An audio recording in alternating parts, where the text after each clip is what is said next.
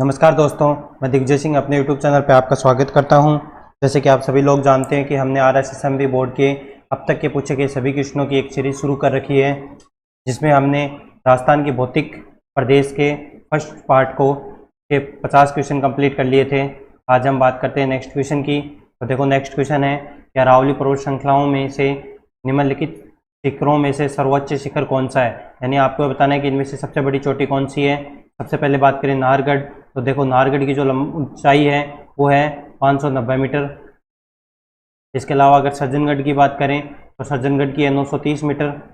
इसके अलावा कुंभलगढ़ की याद करनी बहुत ईजी है, 1224 1224। और तारागढ़ की बात करें तो 870 मीटर है और तारागढ़ की है। तो ये इनकी ऊंचाई है। इसमें सबसे जो सर्वोच्च शिखर है वो कुंभलगढ़ है, इसलिए इसका राइट आंसर हुआ कुंभलगढ़। बात करते हैं नेक्स्ट क्वेश्चन की। नेक्स्ट क्वेश्चन है देखो रोजा बाकर।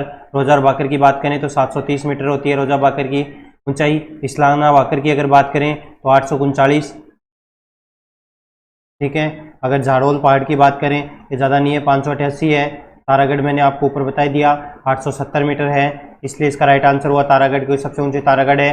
कुंभलगढ़ की बात करें, मैंने आपको बताया था, वो याद करना बहुत ईजी है, 12 दूनी 24। सज्जनगढ़ की अगर हम बात करें तो सज्जनगढ़ की जो ऊंचाई है वो है 938। तारागढ़ की बात करें तो मैंने आपको बताया 870 है। और रघुनाथगढ़ की 1055 जो कि सीकर में स्थित है। तो इसमें सबसे ऊंची है कुंभलगढ़, इसलिए इसका राइट आंसर हुआ कुंभलगढ़। बात करते हैं नेक्स्ट की। और सज्जनगढ़ की अगर बात करें तो सज्जनगढ़ की मैंने ऊपर बता दिया 938 है। लीलागढ़ की 874 है। कुंभलगढ़ की वही 1224 है। और जो तारागढ़ है उसकी 870 मीटर है। तो इसलिए इसका राइट आंसर कुंभलगढ़ हुआ, कि सबसे ऊंची कुंभलगढ़ है। अगर बात करें अंचलगढ़ की तो अंचलगढ़ की 1380 है। तारागढ़ की मैंने आपको बता दिया 870 है। शेरगढ़ की बात करें तो शेरगढ़ की है वो 178 ही है। और जरगा की जो इनमें से सबसे ज़्यादा है 1431, ये जरगा की है, इसलिए इसका राइट आंसर जरगा हुआ। बात करते हैं नेक्स्ट क्वेश्चन की। तो नेक्स्ट क्वेश्चन है देखो, निम्नलिखित अरावली चोटियों को आरोही तथा अवरोही क्रम में व्यवस्थित कीजिए। अब देखो, इनको जो विकल्प दिए गए, कुछ क्वेश्चन आरोही क्रम में पूछे गए, कुछ अवरोही क्रम में, यानी कुछ को आरोही क्रम में व्यवस्थित करना था, कुछ को अवरोही क्रम में व्यवस्थित करना था। सबसे पहले हम आरोही और अवरोही का देख लेते हैं। देखो, बहुत से लोग कंफ्यूज होंगे आरोही और अवरोही में। सबसे पहले हम आरोही की बात करते हैं। आरोही में देखो, रोही, रोही का मतलब होता है चोटी। तो किसी भी पर्वत की अगर चोटी से हम नीचे की तरफ आते हैं तो चोटी में देखो छोटा हो गया, तो छोटे से इस तरफ आएंगे, बड़े की तरफ आएंगे। ठीक है। तो आरोही का मतलब होता है छोटे से बड़े की तरफ, और अवरोही के विपरीत हो जाएगी, बड़े से छोटे की तरफ। बड़े से छोटे की तरफ क्या हो गया, अवरोही हो गया। ठीक है। अब बात करते हैं चोटियों की। तो सबसे पहले देखो ऋषिकेश। ऋषिकेश में 1017 मीटर होती है ऋषिकेश की जो ऊंचाई है। 938 सज्जनगढ़ हो गया। बात करें गोगुंदा की, तो गोगुंदा की ज़्यादा नहीं, 840 मीटर है। भानगढ़ की और भी कम है, 650 के समथिंग, 649 मीटर है। ठीक है। तो ये इनकी चोटियों का क्रम था, सबसे बड़ी उससे छोटी, यानी कि ये अवरोही क्रम में इसको पूछा गया था, इस क्वेश्चन को। बात करते हैं नेक्स्ट की। तो सबसे पहले देखो तारागढ़। तारागढ़ की बात करें तो मैंने आपको बताया था 870। रघुनाथगढ़ की 1055। कुंभलगढ़ की 1224। ठीक है। तो बड़े से छोटे की तरफ पूछा गया था इसमें, यानी आरोही क्रम पूछा गया था। बात करते हैं नेक्स्ट की। तो जरगा की मैंने आपको बताई थी 1431 है। उसके बाद अगर जरगा की बात करें अंचलगढ़ की, तो अंचलगढ़ की 1380 है। कुंभलगढ़ की मैंने आपको बताया 1224 है। रघुनाथगढ़ की मैंने बताया 1055 है। तो इस तरीके से बड़े से छोटे की तरफ, यानी कि अवरोही क्रम में पूछा गया था। बात करते हैं नेक्स्ट की। देखो अंचलगढ़, अगर हम बात करें अंचलगढ़ की, ये जरगा से शुरू करते हैं। जरगा है 1431। अगर अंचलगढ़ की बात करें तो अंचलगढ़ की ऊपर बताया था मैंने 1380 है। अगर बात करें सायरा, तो देखो सायरा है, ये कहाँ है, उदयपुर में है, इसकी 900 मीटर है। कोटड़ा की बात करें तो 450 मीटर ही कोटड़ा की ऊंचाई है मात्र। तो ये देखो बड़े से छोटे की तरफ थे और अवरोही क्रम में है। बात करते हैं नेक्स्ट की। तो सायरा का मैंने आपको ऊपर बता दिया 900 मीटर है। डोरा पर्वत की बात करें तो जो डोरा पर्वत था उसकी लगभग 870 या 869 मीटर है, 869 मीटर है। अगर बात करें नाग पहाड़ की तो 795, यानी कि पौने 800, सॉरी 795 है नाग पहाड़ की। और उसके बाद अगर हम बात करें बिलाली तो इसकी है पौने 800। बिलाली की पूनी 800 मीटर होगी, यानी कि 775 मीटर है। उसके बात करते हैं नेक्स्ट क्वेश्चन, ये भी देखो बड़े से छोटे की तरफ है, यानी कि अवरोही क्रम में है। बात करते हैं नेक्स्ट की, सबसे पहले शेर, तो शेर की बात करें तो 1597 है। जरगा, जरगा की आप जानते हो 1431 है। अंचलगढ़ की आप जानते हो 1380 है, मैंने आपको बताया था। तारागढ़, तारागढ़ की भी बता चुके हैं, 870 मीटर है। तो ये भी देखो बड़े से छोटे की तरफ है, यानी कि अवरोही क्रम में है। अब देखो बात करते हैं, एक और क्रम पूछा है, इसमें भी घटते हुए क्रम में बताना है आपको, यानी कि सबसे पहले सबसे ऊंची, अगर गुरु शिखर की बात करें तो गुरु शिखर की 722 मीटर है, आप जानते हो 722 मीटर गुरु शिखर की होगी। उसके बाद अगर बात करें अंचलगढ़, तो अंचलगढ़ की है 1380। अगर बात करें दिलवाड़ा की, तो इसका भी याद करना बहुत ईजी है, 1442 है। उसके बाद अगर बात करें शेर की, तो 1597 शेर है। और कुंभलगढ़ की तो आप जानते हो 1224 है। तो इसमें जो घटता क्रम सबसे पहले ये आ जाएगी गुरु शिखर, उसके बाद शेर, उसके बाद दिलवाड़ा, फिर अंचलगढ़ और फिर कुंभलगढ़। बात करते हैं नेक्स्ट की, देखो शेर मैंने आपको बता दिया 1597 है, ठीक है। रघुनाथगढ़ मैंने आपको बताया 1055 है। तारागढ़ की अगर बात करें तो 870 मीटर है, और अंचलगढ़ की भी मैंने आपको बताई थी 1380 है। अब इसको जिस भी क्रम में पूछे आप जचा सकते हो। बात करते हैं नेक्स्ट क्वेश्चन की।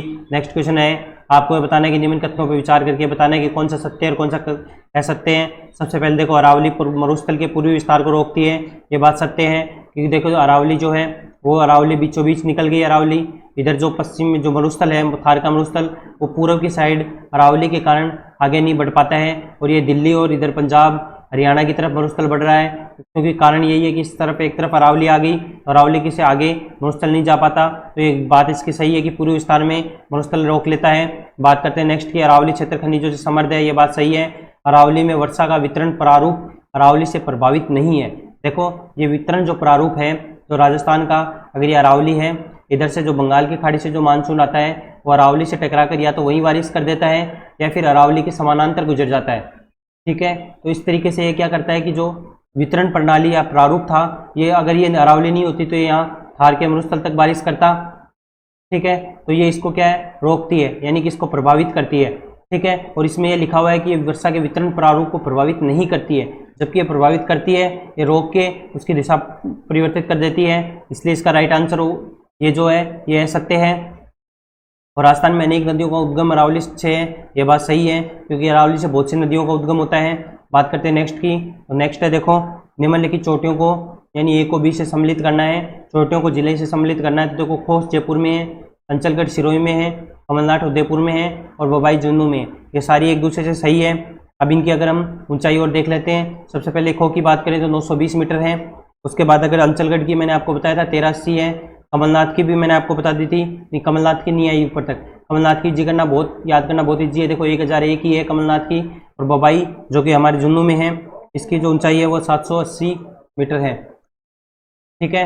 बात करते हैं नेक्स्ट की, तो नेक्स्ट है थार के मरुस्थल को किस नाम से जाना जाता है। तो ये आप सभी लोग जानते हैं, ग्रेट इंडिया डेजर्ट के नाम से जाना जाता है। हमारे जो थार के मरुस्थल है उसको ग्रेट इंडिया डेजर्ट के नाम से जाना जाता है, ठीक है। तो ये क्वेश्चन हो गया। इसके अलावा देखो मेरवाड़ की पहाड़ियाँ, मेरवाड़ा की जो पहाड़ियाँ वो भौतिक उप इकाई में से किसका उपविभाजन है। तो ये मध्य अरावली का है। और जो मेरवाड़ा की जो पहाड़ियाँ हैं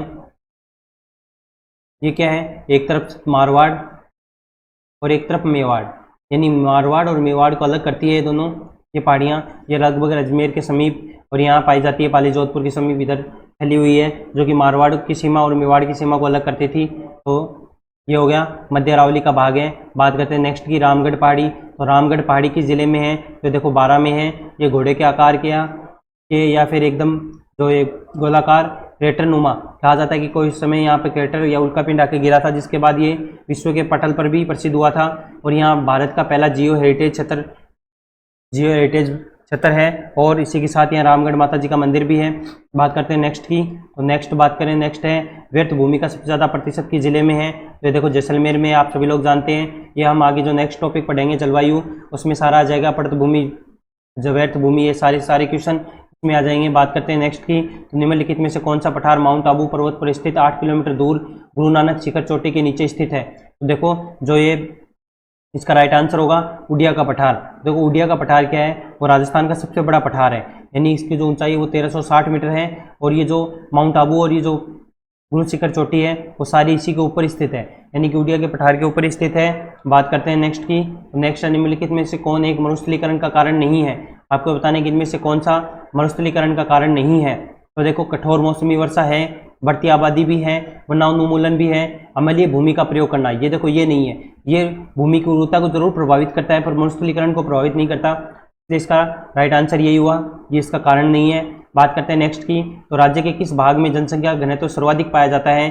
तो देखो, राजस्थान के पूर्व मैदानी भाग, जिसमें लगभग 23% क्षेत्रफल में 39% या 40% जनसंख्या निवास करती है, इसलिए इसमें क्या है, सर्वाधिक जनघनत्व है।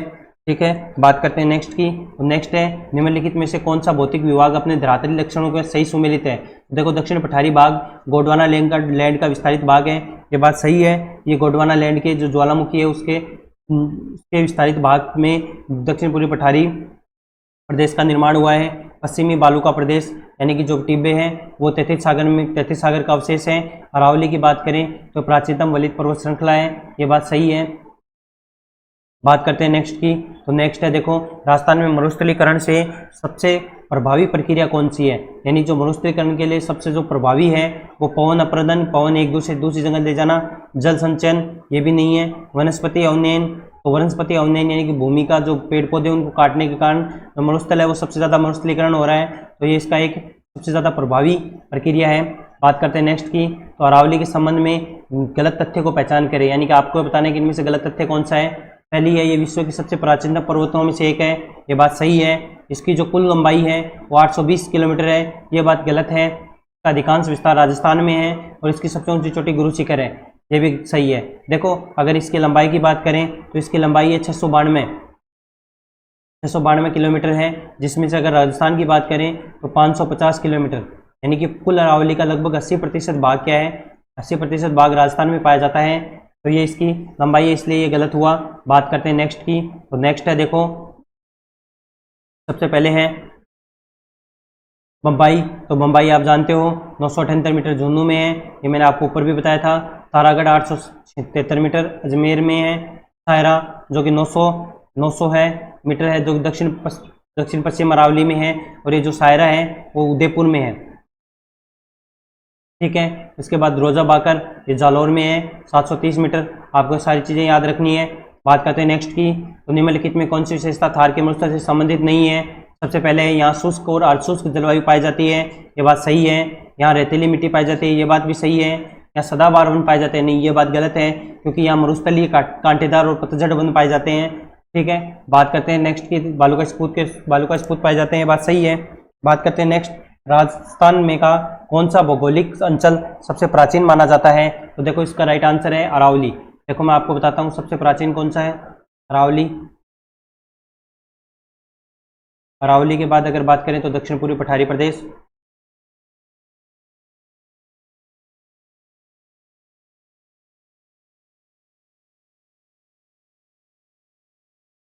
उसके बाद थार का मरुस्थल, थार के मरुस्थल के बाद नवीन जलोढ़ मृदा,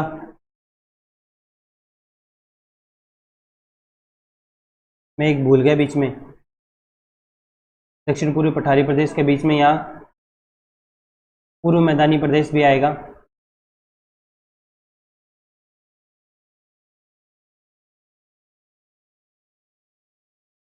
ये इससे पहले आता है। उसके बाद थार का मरुस्थल, उसके बाद नवीन जलोढ़ मृदा,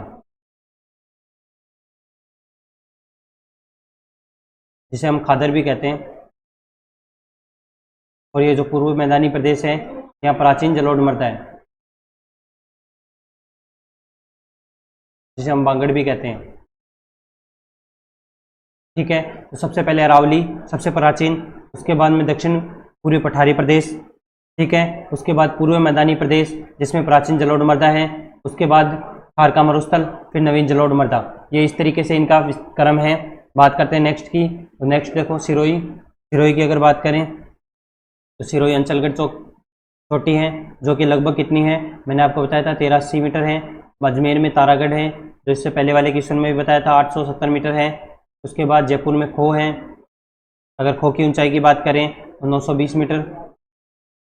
और गुरु शिखर जो कि आप सभी लोग जानते हो 1722 मीटर है। ठीक है, तो ये भी आपको इनकी ऊंचाई भी याद रखनी है। बात करें नेक्स्ट की, तो राजस्थान का कौन सा जिला हाड़ौती के पठार में सम्मिलित नहीं है? तो देखो हाड़ौती के पठार की बात करें तो कोटा, बूंदी, बारा, झालावाड़ आता है। तो बारा, कोटा, झालावाड़ है। और ये जो ये राइट है दौसा, ये देखो इसमें सम्मिलित नहीं है, इसलिए इसका राइट आंसर हुआ दौसा। बात करते हैं नेक्स्ट की, राजस्थान के किस अंचल को बांगड़ प्रदेश भी कहा जाता है? तो शेखावाटी अंचल को बांगड़ प्रदेश कहा जाता है। ठीक है, इसके अलावा आगे नेक्स्ट क्वेश्चन की बात करें, बांगड़ और बांगड़ की बात करें तो वो डूंगरपुर, बांसवाड़ा, बांगड़ हो गया, जहाँ बांगड़ी भाषा बोली जाती है। राजस्थान के प्राचीन मरु प्रदेश का अंग नहीं है, यानी कि मरुस्थल जो पश्चिम मरुस्थलीय प्रदेश है उसका अंग इनमें से कौन सा नहीं है? तो नागौरी उच्च भूमि है, घग्गर का मैदान है, विद्या कगार भूमि नहीं है, गोडवाड़ा प्रदेश है। तो देखो अगर बात करें विद्या कगार भूमि की तो मैं आपको बताता हूँ, जो कि दक्षिण पठारी प्रदेश है राजस्थान का।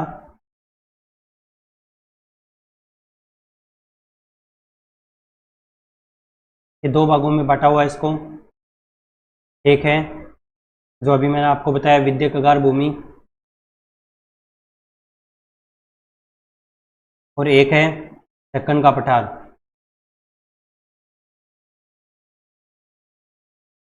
तो ये जो विद्या कगार भूमि है ये दक्षिण पठारी प्रदेश का भाग है। बात करते हैं नेक्स्ट की, विद्या कगार भूमि किन नदियों के मध्य स्थित है? तो इसका राइट आंसर होगा चंबल और बनास। देखो मैं आपको बताता हूँ, जो विंध्याचल पर्वत है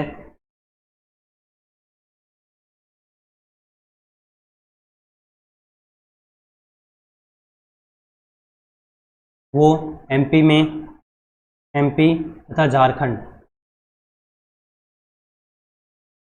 एमपी तथा झारखंड तक क्या है ये फैला हुआ है, और इसी के जो किनारे हैं उसे विद्या कगार क्षेत्र कहते हैं, और ये चंबल और बनास नदियों के मध्य स्थित है, इसलिए इसका राइट आंसर चंबल बनास नदी होगा। बात करते हैं नेक्स्ट की, तो नेक्स्ट है दसाड़िया का पठार राजस्थान के किस जिले में है? तो ये उदयपुर में है, आप जानते हो इसके बारे में। इसके अलावा आपको ये पता होना चाहिए कि ये जयसमंद झील के पूरब में स्थित है, यानी कि क्वेश्चन पूछा भी गया था कि कौन सा ऐसा भाग है, कौन सा ऐसा पठार है, तो जयसमंद के पूरब में स्थित फटा विच्छेदित पठार कहलाता है। तो इसका राइट आंसर हुआ लसाड़िया का पठार। तो आपको याद रखना है कि जयसमंद के पूरब में कौन सा पठार स्थित है और जयसमंद के पश्चिम में कौन सा ये आगे आ जाएगा। बात करते हैं नेक्स्ट की, नागौर के इन राजस्थान के किस जिले में बाका पट्टी पाई जाती है? आप सभी जानते हैं नागौर में और अजमेर में फ्लोराइड अधिकता के कारण यहाँ के लोग कुब्बड़ पट्टी, कुब्बड़ा पट्टी है, बाका पट्टी, होच बेल्ट और ये सारे इसी को कहा जाता है।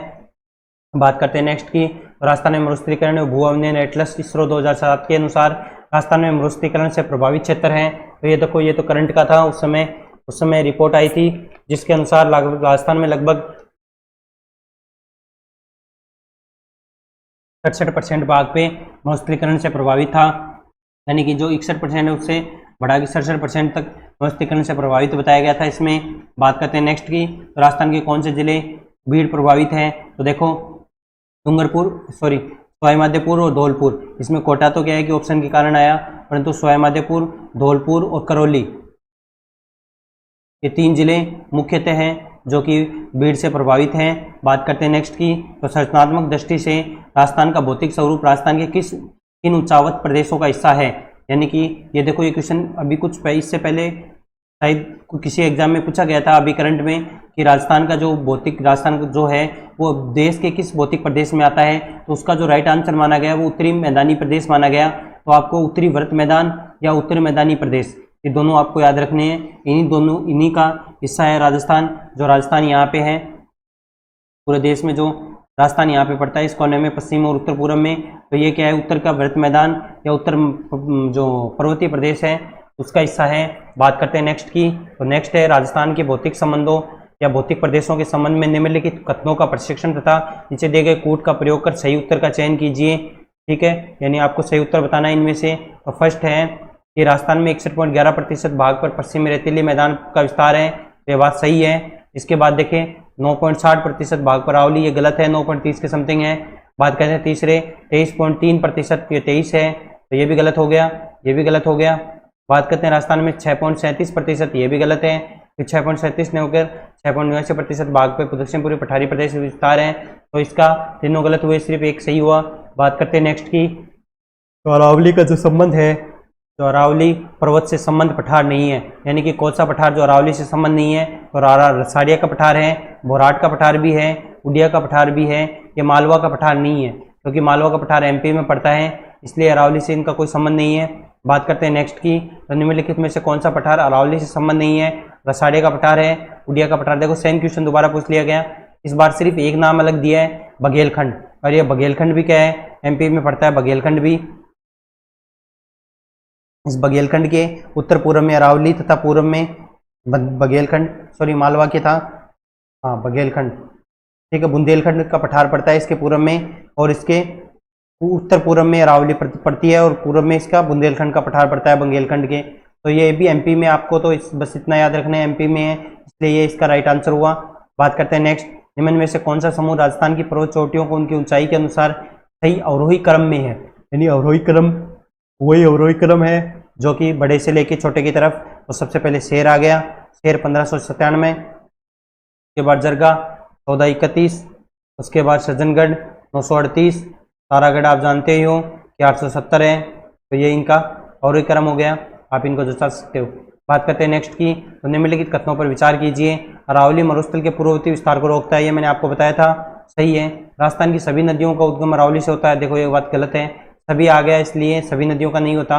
बात करते हैं राजस्थान में वर्षा का वितरण प्रारूप अरावली से प्रभावित नहीं होता है, होता है, ये बात सही है, यानी कि अरावली से प्रभावित नहीं होता है, होता है, इसलिए बात गलत है, सॉरी। अरावली प्रदेश धात्विक खनिजों से समृद्ध है, ये बात सही है, तो ठीक है, इसमें फर्स्ट और फोर्थ सही है। बात करते हैं नेक्स्ट, अरावली की पूर्वी ढलान पर पश्चिमी ढलानों की अपेक्षा वनस्पति अधिक सघन और ऊंचाई पर विद्यमान है, ये बात देखो सही है। क्यों? क्योंकि मैंने आपको बताया था ऐसे अरावली है और इधर बंगाल की खाड़ी से कोई मानसून आया तो वो मानसून क्या है, यहीं टकराकर या तो यहीं बारिश कर देता है या समानांतर गुजर जाता है, ठीक है। तो यहाँ बारिश करने के कारण यहाँ क्या अधिक क्या होगा, बारिश होने के कारण अधिक क्या होगा, यहाँ वन हो जाएंगे या वनस्पति हो जाएगी, ये सारी अधिक वनस्पति और अधिक सघन वनस्पति, यानी बहुत ज़्यादा वनस्पति हो जाएगी, और ऊंचाई तो है ही। तो ये इस कारण क्या है कि ये कथन सही है, यानी कि ये कथन सही है। अब देखो कारण बी क्या लिखा है, अरावली के पूर्वी ढलान अधिक मानसून वर्षा प्राप्त करता है, ये बात सही है, मैंने ये बताया था, यही इसका कारण है। इसी कारण ये ऐसा होता है कि यहाँ अधिक वनस्पति है, क्योंकि यहाँ इधर साइड जो पूर्वी की साइड है वो अधिक मानसून की वर्षा प्राप्त करता है, तो ये कारण भी सही है और इसका कथन भी सही है, ठीक है। दोनों और एक दूसरे की पूर्णतः व्याख्या करता है। बात करते हैं नेक्स्ट की, तो नेक्स्ट है राजस्थान के धरातली स्वरूप के संबंध में कौन सा कथन गलत है, यानी कि आपको बताना है कि इनमें से जो धरातल के स्वरूप में संबंधित कौन सा कथन गलत है। पहला है पश्चिम बालू का मैदान 33 सागर का अवशेष है, तो ये बात सही है। दक्षिण पूर्वी पठार गोंडवाना लैंड का विस्तारित भाग है, ये बात भी सही है। अरावली वलित पर्वत श्रृंखला है, ये बात भी सही है। उत्तर पूर्वी मैदान सिंधु घाटी द्वारा निर्मित मैदानों का भाग है। अब देखो सिंधु घाटी नहीं होकर यहाँ गंगा यमुना का चित्र आएगा। अब देखो अगर मैं आपको सभी का बता देता हूँ, सबसे पहले बात करते हैं पश्चिमी मरुस्थलीय प्रदेश की। तो पश्चिमी मरुस्थलीय प्रदेश की बात करें तो ये किसका भाग है, ये भाग है 33 सागर का, ठीक है। उसके बाद अगर हम बात करें तो अरावली की बात करते हैं, और अरावली किसका भाग है, अरावली भाग है गोंडवाना लैंड का,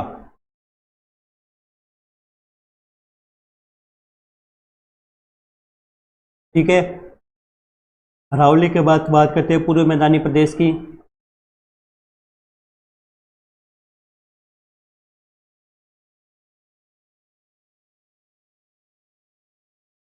तो ये क्या है, गंगा यमुना धारा लाई गई,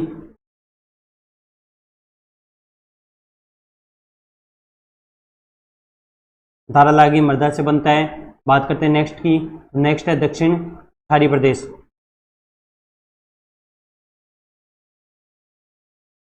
तो ये क्या है, गोंडवाना लैंड में ज्वालामुखी के द्वारा इनका निर्माण हुआ है।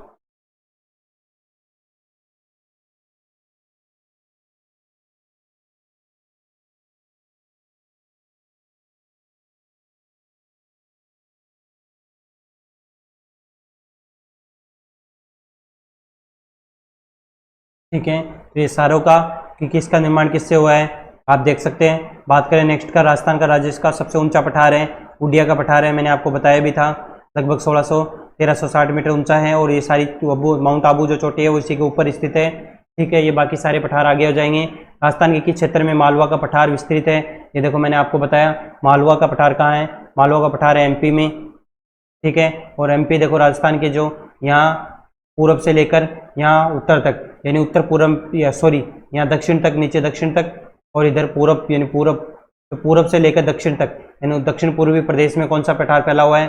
मालवा का पठार फैला हुआ है। ठीक है, बात करते हैं, क्योंकि यहाँ जो एमपी इधर ही लगता है 10 जिलों में, इसलिए इसका जो राइट आंसर हुआ वो दक्षिण पूर्वी प्रदेश हुआ। बात करते हैं नेक्स्ट, गोंडवाना प्रदेश राजस्थान के किस वृत्त भूआकृति विभाग का इस भाग है?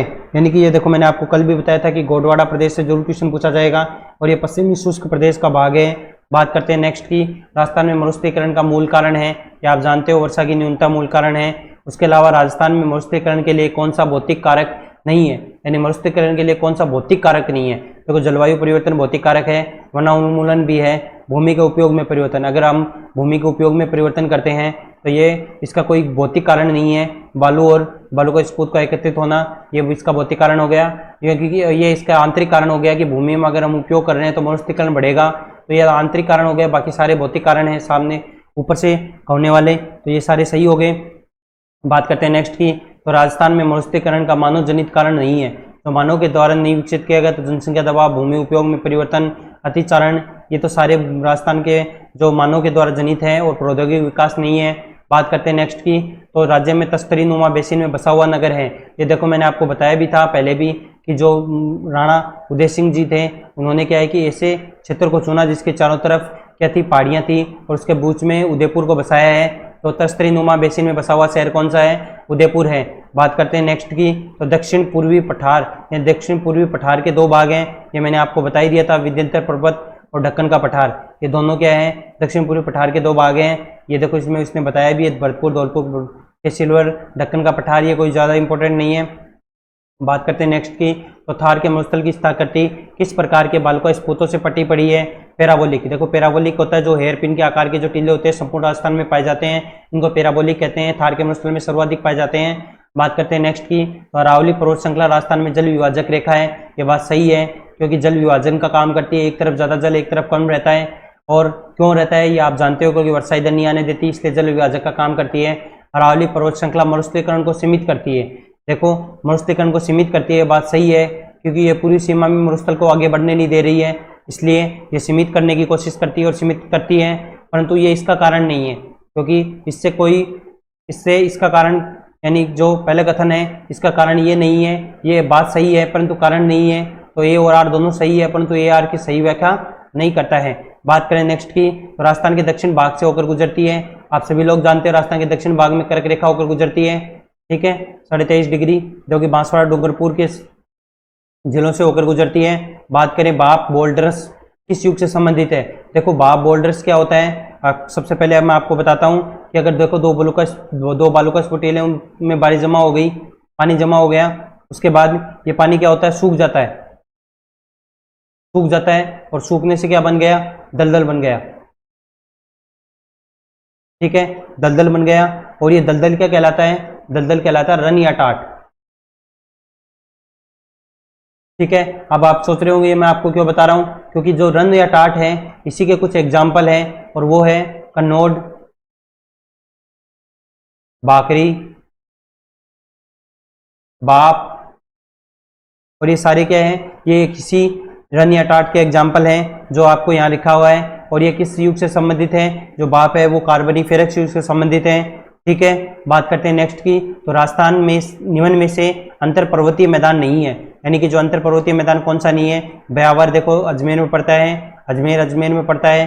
पिसागन ये भी अजमेर में पड़ता है। कफासन जो कि चित्तौड़गढ़ में पड़ता है। तो यहाँ के अंतर मैदानी नहीं है, तो ये चित्तौड़गढ़ होने के कारण क्या है? इसका राइट आंसर हुआ कपासन।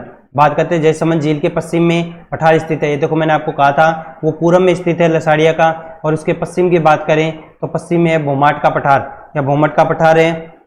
और ये जो भोमट का पठार है ये क्या है? डूंगरपुर, नीचे बांसवाड़ा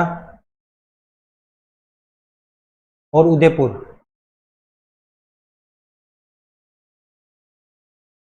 डूंगरपुर, बांसवाड़ा, उदयपुर को जोड़ता है कौन सा? भोमट का पठार। और इसके मध्य इसमें कौन सी जाति निवास करती है? इसमें भोमट जाति निवास करती है, ठीक है। बात करते हैं पूर्व बेसिन का मैदान।